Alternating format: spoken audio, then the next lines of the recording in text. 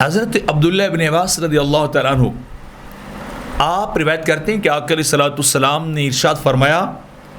اذا الشر جلد العبد من خشیت اللہ تعالی،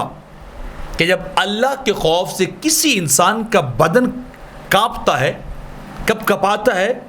اس کے بدن پہ راشا تاری، اس کے بدن پہ کب کپاٹ خوف خدا کی وجہ سے تاری جاتی ہے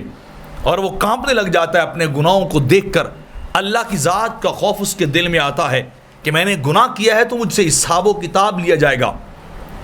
ہو سکتا ہے مجھے اگر گناہوں کی معافی نہ ملی تو مجھے عذاب کا شکار کر دی جائے گا، مبتلا عذاب ہو جاؤں گا۔ تو اس کی جب جلد جو ہے وہ کب کپاتی، وہ کانپتا ہے خوف خدا کی وجہ سے، تو میرے آقا فرماتے سقطت ذنوبہ، اس کے گناہ فوری گر جاتے، اس کے گناہ جو ہیں اس طرح گرتے ہیں کما تحلت عن شجرۃ یابست اوراقھا، جیسے خشک درخت سے اس کے پتے خزاں میں گرتے ہیں۔ جب خزاں کا موسم آئے تو کبھی آپ نے دیکھا ہے کہ درختوں کے پتے دھڑا دھڑ جھڑنے لگ جاتے ہیں،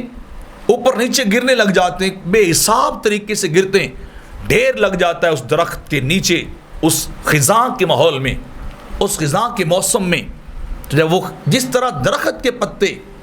گرتے ہیں، جو شخص اپنے خدا سے خائف ہوتا ہے، اللہ سے ڈرتا ہے، اپنے آپ پر خوف خدا کو طاری کرتا ہے، اس شخص کے گناہ بھی اس طرح گر جاتے ہیں، ختم ہو جاتے ہیں، اور وہ ایسے ہو جاتا ہے جیسے اس نے گناہ کیا ہی نہیں ہے۔ تو یہ اس کو یہ درجہ کیوں مل رہا ہے کہ وہ شخص ڈرتا ہے اپنے خدا سے، اپنے مالک سے ڈرتا ہے، اپنے مولا سے ڈرتا ہے،